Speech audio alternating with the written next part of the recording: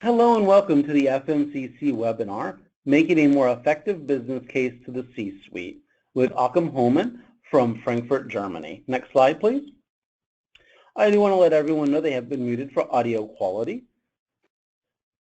And if you do have any questions during this presentation, please feel free to type them into the question box, and we'll go over them during the Q&A portion at the end of the webinar. And also note that this webinar is being recorded. And you can find a copy of the recording later on at fmcc.ifma.org. Next slide, please.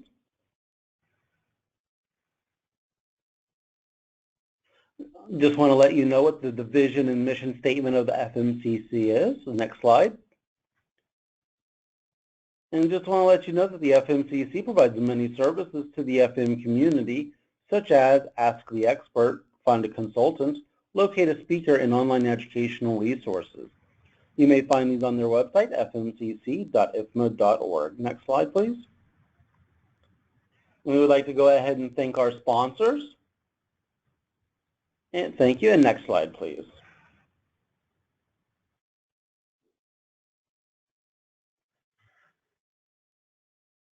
Okay, and we just want to thank everyone for joining us today in our celebration of World FM Day, which IFMA is actually enjoying a World FM Week.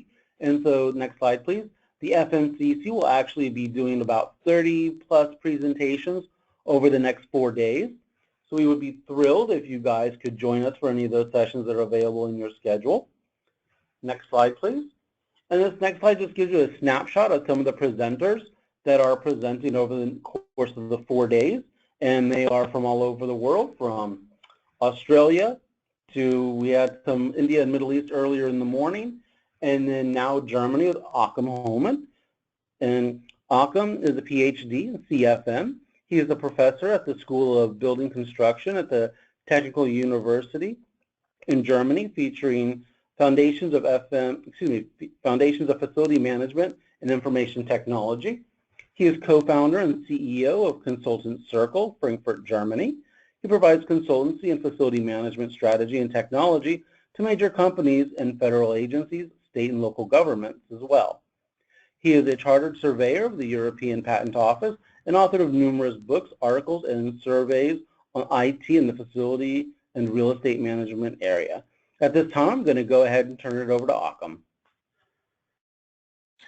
Thanks, Georgia, for the introductions. The topic of my presentation as part of the webinar and the FM Day celebration is how to make a more effective business case to the C-suite as far as FM information technology is concerned.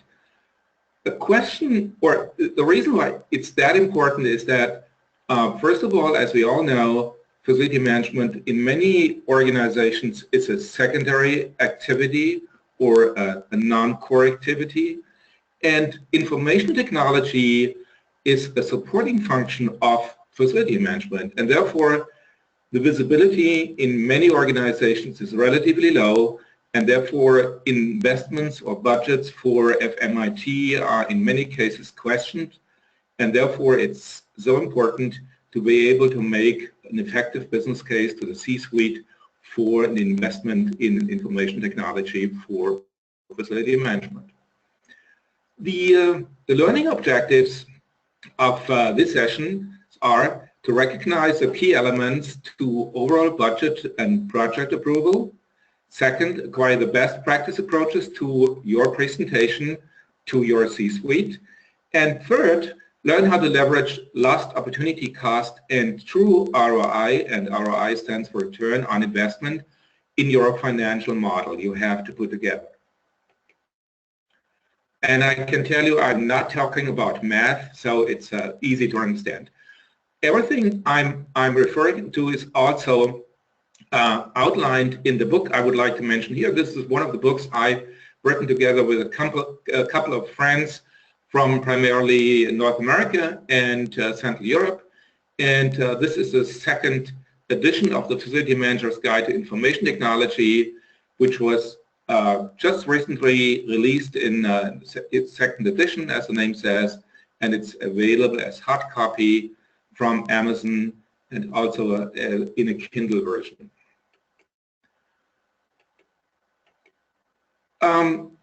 My presentation has basically three major parts and a discussion at the end of it.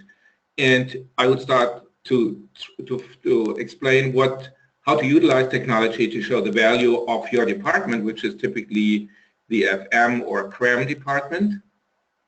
Second, how to develop business case and effective ROI models. And last, I would like to share with you a best practice approach for business case and ROI calculation, which was originally developed here in Germany, but could be used all over the place.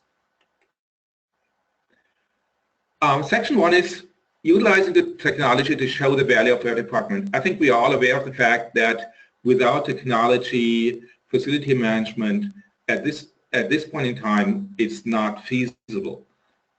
So it's used in many areas of facility management, and this graph shows just some of the areas you all are aware of.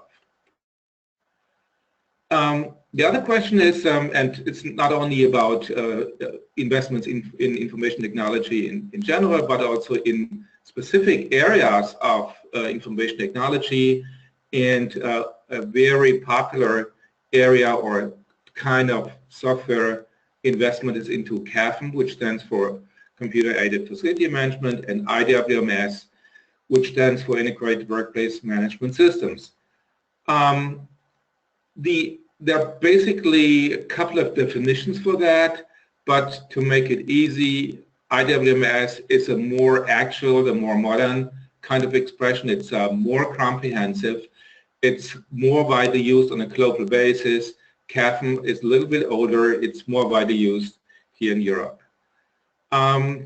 So there are a couple of acronyms here. I think some of you are aware of, like CAD, like EAM, which stands for Enterprise Asset Management. CMMS stands for Computerized Maintenance Management Systems, Building Information Modeling, Spreadsheets, Database, Project Management. To make it simple, we call it automation by any other name. So what is the value of facility management? And this is to start off when you try to put together a business case for an investment into information technology for facilities management. And yes, of course, it's always important to find out how does you provide value to the organization you're working for. It could be a corporate, it could be any kind of public authority, it also could be, of course, a service provider. And the question is, how do you show it? It's, yes, of course, it's always important to integrate that with existing reporting methods. Whatever you see later in the presentation, you can easily include that into your existing reporting methods. Don't try to reinvent the wheel again or try to do something else than your controlling department does. And of course, it's to align with the KPIs of your organizations. Yes, it's also important to highlight the functions of your team and to support risk mitigation efforts, which is a very important area in many organizations. Yes, and at the end of the day, it's always important to show contribution to the bottom line of your organization. Whatever the bottom line is, it's definitely different for a nonprofit organization than, let's say, a university or any kind of a corporate. Typical FM processes, and as long as we try to find out what the value of you provide to your organizations is, you have to look at the process and sub-processes, and there could be very simple, like changing a light bulb, or they could be complicated as annual budgeting in a major corporate corporation. So the typical FM processes, and I think you're all aware of these, are kind of preventative maintenance, on-demand maintenance, cleaning, energy management, lease administration, space and occupancy, project management, renovations, and of course budgeting. On this slide, I think you know all the IFMA core competencies, which are in the actual version, which is on the market since about 10 years now. And one of the most important core core competence is technology, of course. And the question is, how does the other core competences relate to technology? So it depends a little bit. There are some of them which are relying more on technology, others less, but at the end of the day, all of them are relying on technology in whatever kind of way.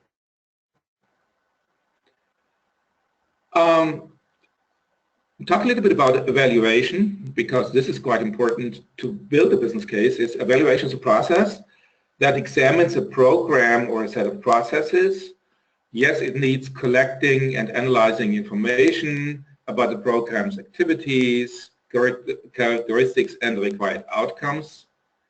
Its purpose is to make judgments about the program whenever possible to improve its effectiveness and or to inform programming decisions.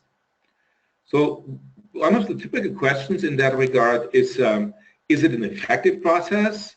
Does it lead to itself to automation? Does the savings in effort or improvement in accuracy or effort to automate justify the level and cost of effort to automate? And what are the inherent risks of this process? Another question you have to answer is how can you use CAFM or IWMS, which is one of the most important investments as far as information technology is concerned in facilities management, is try to find out, to measure what matters and try to put your team's value in the best light. So typically you start looking at low-hanging fruits which allow you to show a success as easy and early as possible. Yet it's always important to gain small victories which build a positive record and allow for more ambitious targets. And yes, it's always important to mitigate the risks of implementation. This is that important because there are many CAFM or IWMS implementations which at the end of the day were not really successful. And the reasons not to be as successful as originally planned were, first of all, in many cases that they underestimate requirements, which are of course the funding for that, but it's also in many cases people and the willingness to change. And the other is that in many cases they did not any kind of proper project management or project planning. So this was part one, and I would like to go to part two, which is the major part of the presentation as part of the webinar this afternoon here in Europe, is to develop an effective business case for an investment in facility management information technology. So in this section, I would like to elaborate a little bit on strategy development and positioning, and what do you need to get really started to develop a project scope. So that's one of the reasons that some of the implementations were not as successful, because they had not a well-defined project scope. So, and therefore you cannot reach your goals. Yes, of course, expectations around financial commitments, the resource commitments you need internally and externally, to a little bit understand the solutions, the life cycle costs, and understand the project value to the business and the contribution. And of course, to present the business case to the C-suite, the presentation is always a major success factor. First of all, yes, it's important to start with the strategy development and positioning of the strategy. And the typical questions you have to ask is, what is the strategic direction of your organization? Is it growing? Is it doing something different? Is it more looking for sustainable businesses or whatever? So it's a little bit, it's very important to find out what's the strategic direction of the organization you're working for or you're you're a service provider for. And yes, of course, does a project align with the strategic plan or the plans? If not, it's always, it's not that easy to present that to a C-suite. And yes, an interesting question is, what are the risks of not doing this project? Are we losing money, or do we increase risk of operation? So these are typical questions you have to ask when you try to find out what are the risks of not doing it. Yes, it's always a question, what are the stakeholders you have to involve, and what are the roles of the stakeholders? Some of the stakeholders are just contributors. Some of them have kind of a warden role, and others are the true decision makers. And it's sometimes not that easy to find out, even especially if you sell to teams or committees or so, to find out what the stakeholders' roles are. So therefore, don't forget them and try to find out what the decision-making process within the stakeholders organization is. And yes, it's always important to find out how could the project be socialized, and will the results of the project really be sustainable or not. What do you need to get started? Yes, of course, and that's one of the reasons I mentioned that some of the IWMS projects went very well, and that they did not have clear and concise project goals. And they should be feasible. It doesn't make any sense to make an investment where, let's say, you have 1,000 users and try to implement a whole IWMS system with all the different modules, and you have something like $50,000 as in your budget. So this won't work. And therefore, it's quite important to find out what are the project goals, and then you can find, for instance, what kind of budget you need. Yes, it's important to know that documented processes that will be automated and or impacted are needed if you want to start. They could consist of data, documents, and drawings. Could be also of electronic data, not only in paper form. And it's at this point in time, it's also very essential to do a gap analysis between what you have at this point in time and what you need in order to execute. And at the end of the day, especially when you present that to the C-suite, you have always to differentiate between financial and intangible project goals. So the difference is that financials are measurable typically in dollars or euros or yen or whatever, and others are unmeasurable, and therefore they are also intangible. So one thing which could be unmeasurable, for instance, could be maybe to mitigate risk or to lower the level of risk which is involved with that process. The project scope could be developed if you answer questions like you should see here on that slide is, what are the must-have elements which are really essential for the project? What are nice to have? And people might look at these two different kinds from a different point of view. So for some people, things are must-have, others they are only nice. Must-have elements in many cases have to do something with technology, so a specific type of database. Or do we want to have a cloud solution instead of an on-premise solution or so? Nice to have are elements which are also important to the project, but the project itself could be implemented successfully without these nice to have elements. Yes, it's always important to ask for alternate solutions, not just to run into one direction, and maybe this is wrong. And yes, to find out where do you see that long term. What are the requirements as far as the integration in the existing IT landscape, which is typically available in all existing organizations, and it doesn't make any sense, I can tell you, to argue with your IT department what is the better networking system or the better document management system or database or whatever. So they have standards, and typically you have to comply with these standards. Yes, of course, we have to ask for the people who will be impacted. There are some people which do not have a problem with being impacted, others have. And what are the deal breakers for a project like this?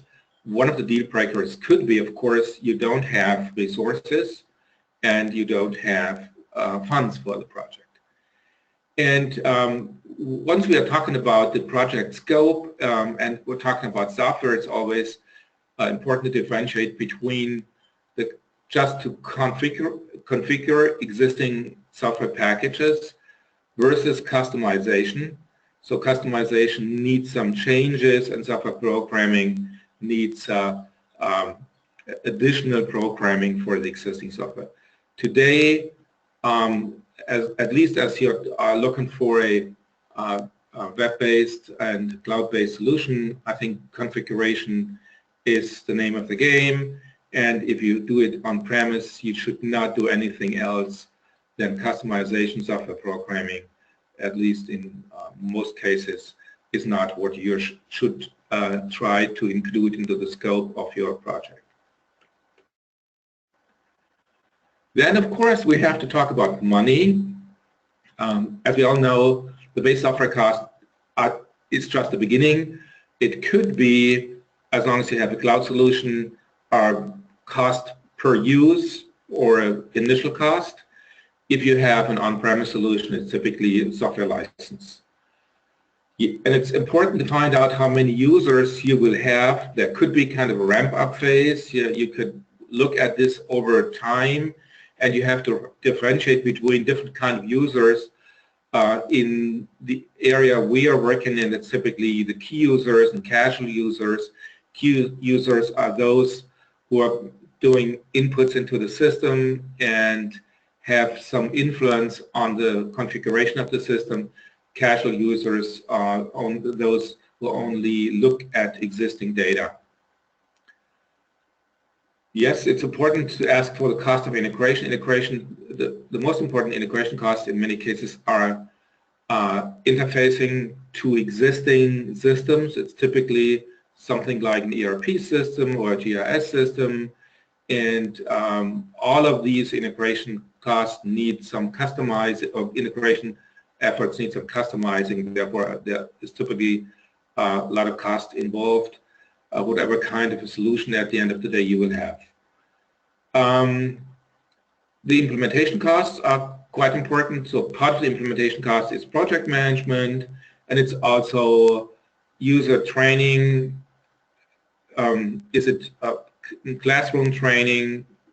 Typically you won't have today, or you have something like an e-learning system, or you have online training. What will it cost to fill the data and documentation gap? So this is in many cases also a showstopper for some of the implementations, that you don't have data. I think it's easy to understand that digitization only works if you have digital data, and whatever kind of investment you do in information technology for facility management, you need digital data. And if you don't have the data, you have to acquire these data. There are different ways to do that. In any case, there will be cost involved with that. And what is the expected time to value, which is amortization cost for the investment you do, and what will be the ongoing operation cost for the system you are planning to install. I mentioned internal resources, and yeah, typically these projects have at least 3 major phases. One is the planning phase, the implementation phase, and the operating phase. And who needs to be involved from the different departments. There are also, depending on the size of the organization and the structure of the organization, there will be at least the FM department, which is typically you and your people, your friends from the IT department, and as we all know, we as facility managers are both a customer of IT in that case, and they are also a customer of our organization. And yes, there are lots of other departments. It could be controlling or energy management or whatever. And then, of course, the question is, do these resources exist currently, or do you have to invest in those additional resources first before you start the project? So these are the three phases, and then it's always important to find out what expertise are we lacking that we don't intend to hire. So you have to acquire that knowledge from wherever. It could be IFMA, of course. Has the expertise to be provided on premise, or could it be provided remote? In today's world, it's more and more provided remote. There are many, many systems which are have only remote support and nothing on premise. And yes, do we have the technical expertise to procure? Depends a little bit also on the involvement of your IT department. These people typically have this expertise. And yes, we need also a long-term partner for the operating phase. It could be a third party. It could be your IT department. It could be a combination of the two. Then you have to look at the solution lifecycle. As I mentioned before, there are also, of course, lifecycle costs involved. And you have to consider some of them, which are software maintenance fees. In many cases, this is a percentage of the initial software fees. In the case of a cloud-based solution, it's included.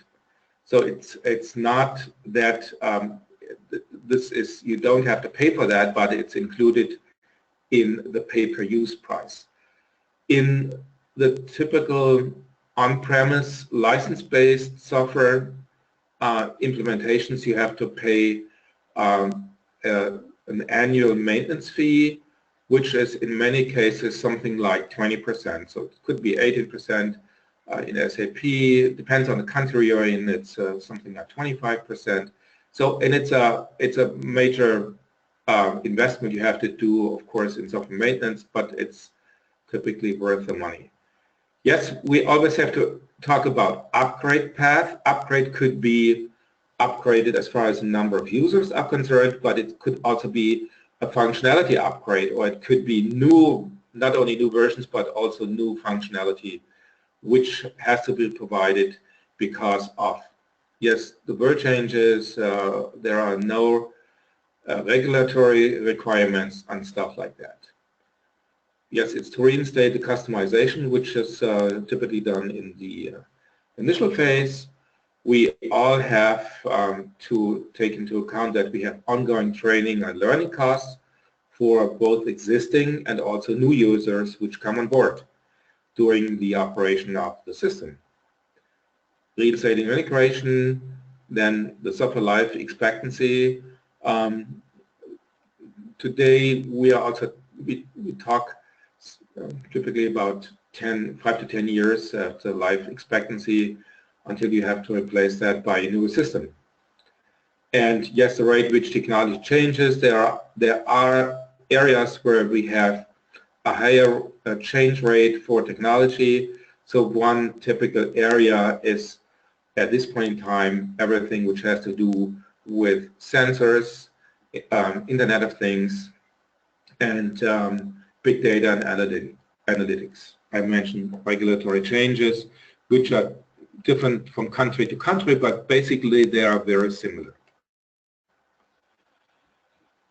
Then we have to develop the business case to do a business value proposition. And an important question to answer in that regard is to find out what are the cost exposure if the company does not proceed with that project. And what value does the proposed solution provide outside the FM department? So I know that in many cases controlling and financial accounting are interested in that, or other corporate functions.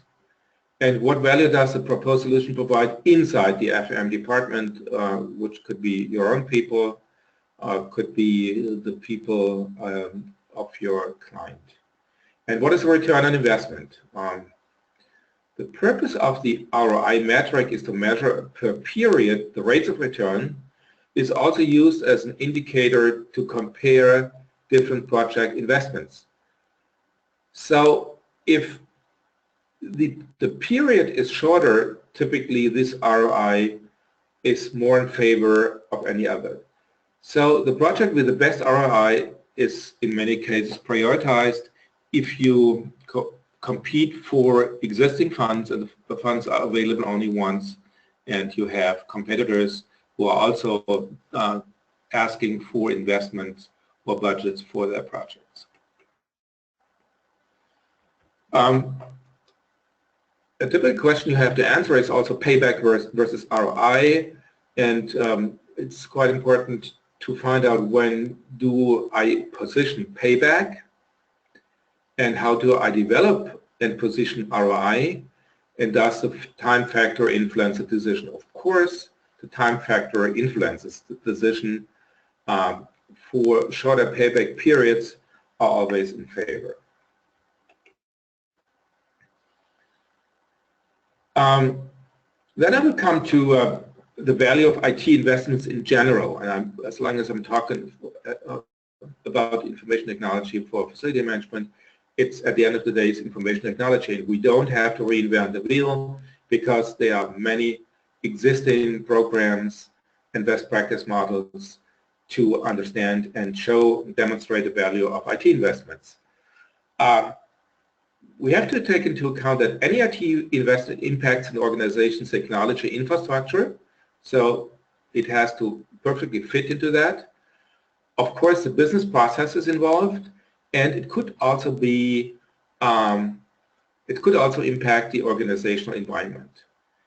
And all of these affect the return on investment. And the technology infrastructure consists of direct costs which are associated with the technology and its services, and there will also be costs in terms of its impact on other technology systems already in place. So for instance, if you are on a network which is still based on ISDN instead of IP, and you need a new system which is all IP based, then you have to change or to replace the older ISDN-based communication system by an IP-based. So, or you have to have a different database or a newer version of the database or other CAD system or something like that. So, in many cases, there are impacts and side effects on other technology systems which are already in place, and you have to carefully look at these. A major question, I think this is true for all over the globe, and I've been traveling the last couple of months both to the United States and to Australia and Singapore and other places in the Eastern world, and also of course in Europe. So it depends a little bit on, of course, on regulations and maybe a little bit on culture. So especially here in Central Europe, people are really reluctant as far as cloud solutions are concerned, and in North America it's totally different. So for instance, all new business for IWMS system in the year of 2016, according to the survey we did as the information technology community, was something like 85% or 87%. For instance, here in Germany, it's only something like 15% or so. So it's totally different, and it has nothing to do with the technology. The technology is always the same. It's a little bit the reluctance of the people in one area and not. And it's important to understand, yes, of course, what the difference between a perpetual license model is and software as a service, and cloud-based solutions are typically software as a service solutions. And it's also important to understand that we have different kind of cloud solutions. We have the standard public cloud solutions. We have private cloud solutions, which are used in many cases by big organizations. And we have a combination of the two, which is called hybrid.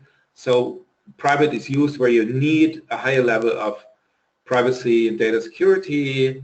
Public is, if it's not that much of importance, and hybrid is a combination of the two where you can combine the requirements which either tend to one or the other. Already talked earlier about business processes, and if you look at ROI or the ROI analysis, it's not only to account for proposed savings to business processes, but also for the cost for adopting and training staff involved in using the proposed initiative. Processes must be reviewed to make sure they are sound and they add value to the organization. Value, again, could be measured in dollars or in any other non-monetary values, which could be, for instance, higher quality or time. And then the question is, do these processes need to be automated? It's an old saying in the IT world that if you automate a bad process, you just get poor results faster. So therefore, it's quite important and to use information technology kind of as a catalyst to look at your processes and maybe to realign your processes before you invest or implement a new information technology system. Then, of course, you have organizational considerations. The costs and returns will be linked to the organizations. There might be changes in departmental flows. There are KPIs available, and you have to look at is this investment contributing to that KPI, and there are existing expectations. And all these must be taken into account in your analysis. There are basically three different types of ROI analysis. One is financial, its effectiveness is an impact. Of course, the question is always, does it make financially sense? ROI analysis based on this criteria is calculated on estimated savings or revenue increase compared to cost. Effectiveness, there are efficiency gains or process improvements, and this is based on criteria on how much the investment contributes to achieving program goals and desired results.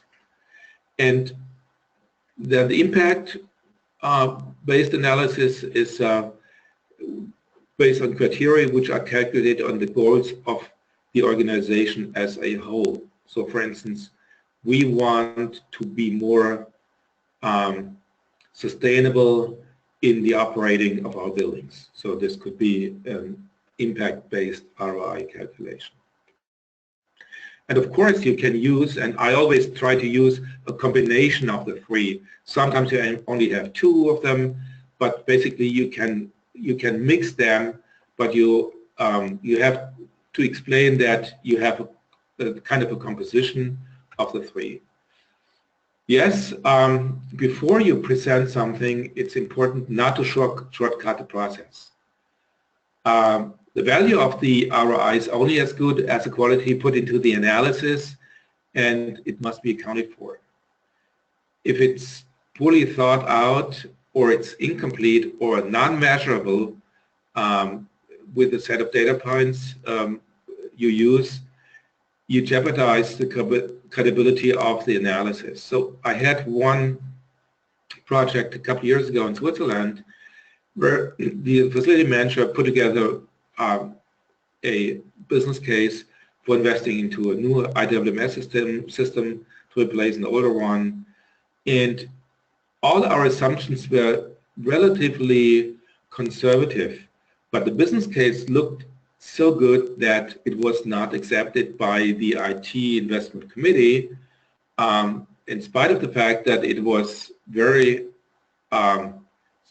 well and precise set together, but it was not credible to this committee.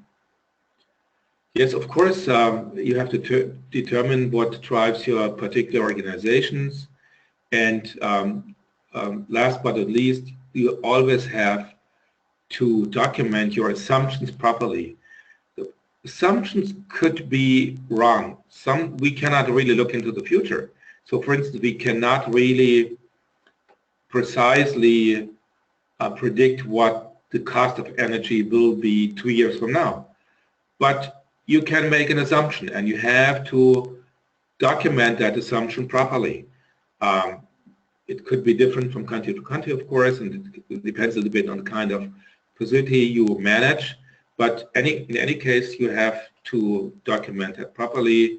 And if there are any changes and people say, no, I do have other assumptions, the model to build the business case is still the same. Yes, it's important once you present that to the C-suite or a committee, so this was the case I mentioned from Switzerland, you have to talk the organization's language. So therefore, look at what kind of language they use, what are the specific terms they use. They could be different from organization to organization. At the end of the day, in many cases, they mean the same thing. At the end of the day, it's all about money, and it doesn't depend on the size of the organization, of the culture, or the country you're working. But it's important, again, to talk the organization's language. And to finalize the business case before to give the presentation, it's important to position it as a business solution. It's not an IT solution. It's not an FM solution. It's a solution which should contribute to the business you're in. And you should do the business case to align with the strategic plan. Yes, try to leave jargon, which is FM jargon or IT jargon, out of the presentation, which might not be liked by the C-suite. Yes, you have to have a plan to get the approval. So typically at the end of the presentation, you should try to get approval as soon as possible, maybe whenever possible right away, or within a given procedure after a given amount of time. And yes, it's extremely important to have not only the documentation available, but also it should be accurate and it should be in the expected format. If, for instance, the IT investment committee has some kind of gate systems or a format, an electronic format you have to use, please use it and use it as accurate as possible. Otherwise, you will not, or your business case will not get accepted.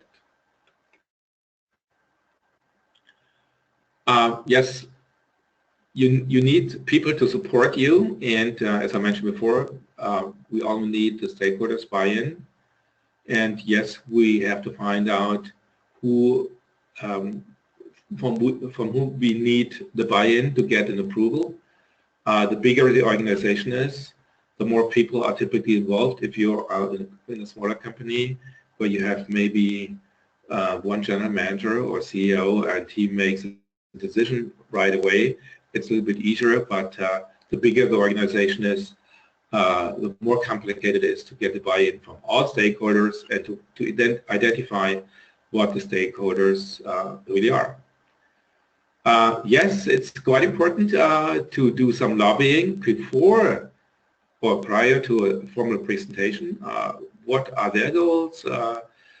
Which kind of experiences they made with earlier presentations, maybe on a similar subject. And yes, it's quite important to position the business case with the different stakeholders. So every one of the stakeholders should find his own baby in that business case. And as I mentioned earlier, yes, we have always to differentiate between decision influencers and decision makers. Typically, the number of influencers are higher than the number of decision makers. And again, research past successes and failures. Then the big day comes where you present the business case. You should present it at a high level. So therefore, use not as many slides as I used in my deck here. So the less number of slides, the better. But you have to be prepared to answer detailed questions.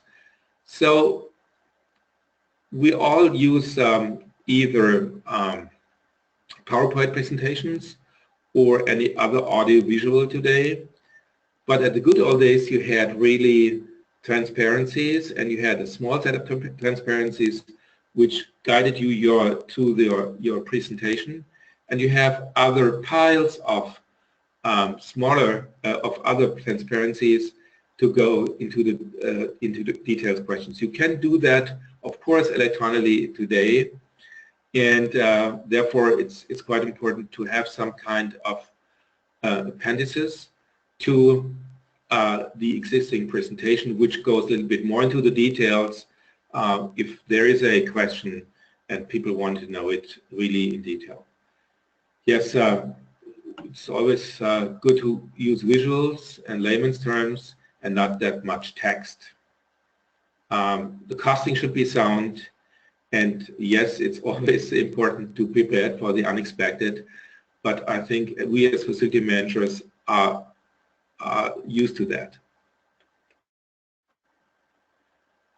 This was a major part of the presentation. It's about a business case and how to put it together. Now I would like to come at the end of my presentation to some best practices to calculate business case and ROI. The German Facility Management Association, IFMA stands for German Facility Management Association. They issue so-called guidelines. It's very similar to what we have in IFMA as the how-to papers. And they are nothing else but, we call it documented best practices. There's one which is called Guideline 460, which is on economic benefits of a CAFM implementation. And CAFM implementation is nothing else but a specific information technology investment or implementation. It could be used for new investments, but it also could be used for expansions and retrofits of already existing implementations. It covers more traditional on-premise and also cloud solutions.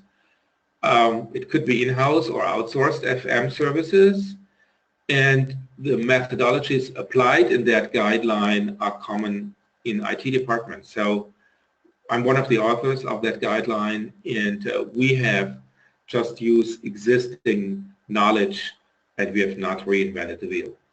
And yes, there are some checklists and Excel templates. So this is a form of the guidelines. Those of you who don't understand German won't help it that much. It's just to show the form. The methodology used is, it starts with a cost estimation, including initial investments and ongoing fees. So these are the life cycle costs involved. And a value assessment of the main business drivers, then the calculation of the economic benefits, and then the utilization of benchmarking data.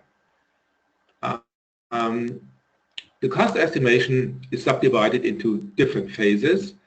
These are basically the phases I mentioned earlier, which is the evaluation phase, a conceptual phase, the vendor evaluation, which also costs money, then the implementation and the ongoing operation of the system.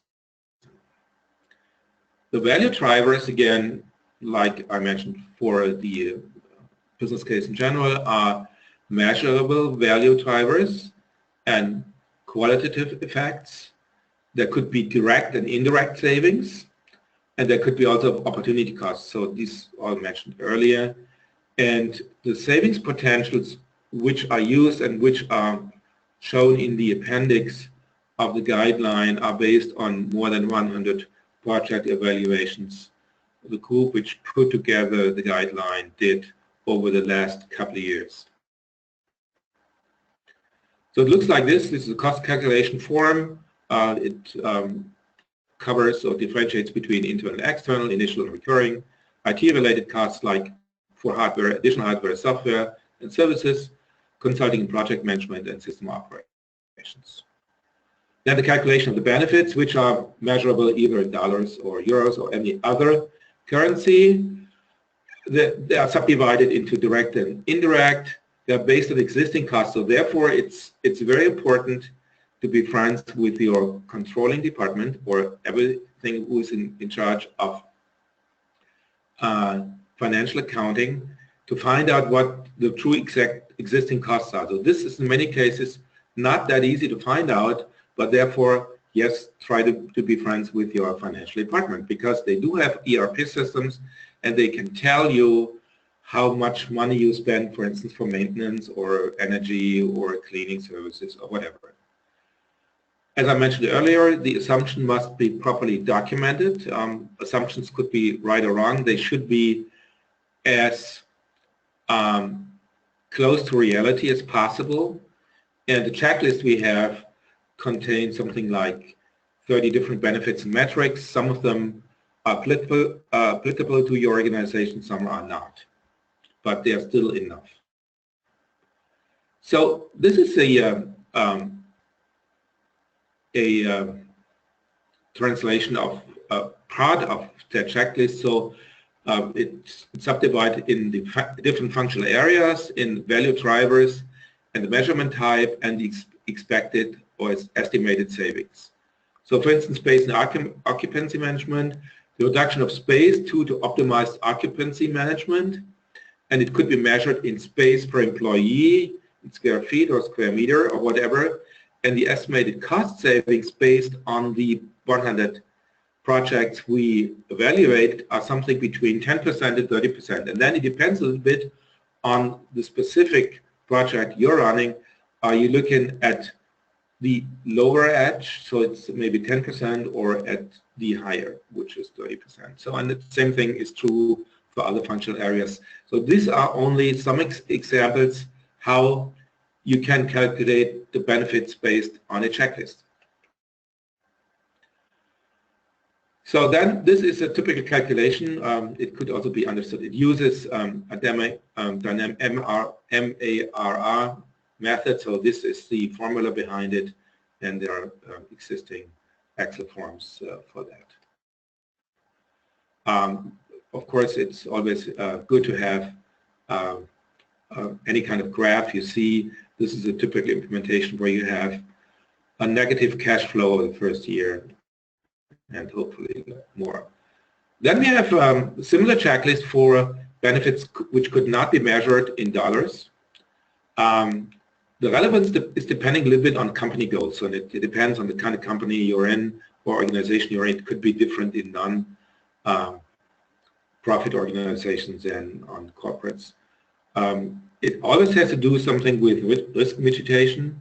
It could have to do with safety and security, things like corporate image, everything which has to do with compliance and corporate social responsibility.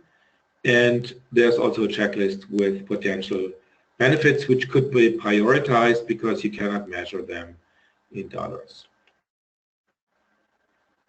And then there are a couple of use cases. I will not go to them into detail because I would like to leave some time for the discussion. So this one use case, interestingly enough, this is a combination of German and French. So whoever speaks French does know something like don de base, et durée, et other things. So I don't know. So this is the accumulated cash flow. This is the same thing on a different graph. And this is another use case which shows a very similar pattern, which is typically for an investment in FMIT. Now I'm at the end of my presentation, and I'm maybe just in time. So are there any questions? If anybody has any questions, please feel free and type them into the question box on your control panel, and I will be happy to present them to Joachim. I do have a couple questions for you already. It says, how well do typical CFO and finance department policies and processes for the ROI reflect the value of FM-related IT? In many cases, they do have existing processes, they have forms, they have decision patterns or existing decision-making processes, as I mentioned before, and I can only recommend to you to get acquainted to them and to use them, and as I mentioned before, try to be friends with your financial department. Great, thank you. And it says, in business case models in ROI, do you know of organizations using Monte Carlo studies to develop and illustrate assumptions or Monte Carlo studies for use with contingencies? Yes, I know organizations which are basically using that, but more in the area of real estate, not that much in facility management, which is more operations-based. It could be, but I don't know of them. Okay, great. Okay, that's the end of my questions. We'll go ahead, and we're coming up on time anyway, so it's probably a good place to stop. If you want to go to the next slide, Joachim. Yes. Okay, this is the open discussion. And I think we are at the end of the presentation. I have to thank you guys. You attended the whole presentation from the beginning. And I also have to thank my co-author, which is Mr. Geoff Williams from Canada. He and I put together the presentation. Great, thank you. And everyone online, I want to thank you for joining us for this presentation for our celebration of World FM Week. And I look forward to hopefully seeing your names pop up on the rest of our presentations for over the next few days. Is there another slide after this one? Or is that, no, I don't think so. Yeah, this is just a reminder. The next webinars. Okay. So there we go. Here's the next few upcoming webinars. And so there we go. Excellent. And the next one. And I do want to remind you, the FMCC does have an app. You can download that either through Google Play or iTunes. You can go to the next slide, that's fine. And so it's available on iPhone and Android. The FMCC is always looking for volunteers, especially for the STAG team. So if you have an idea for a presentation or for a white paper or anything along those lines, I know Ricardo, the STAG chair, would love to hear you. His contact information is on the slide. And next slide. Okay, there we go. Yeah, thank you for joining us. Yes, thank you for joining us, and have a great day, everybody. Bye-bye. Thank you, bye-bye.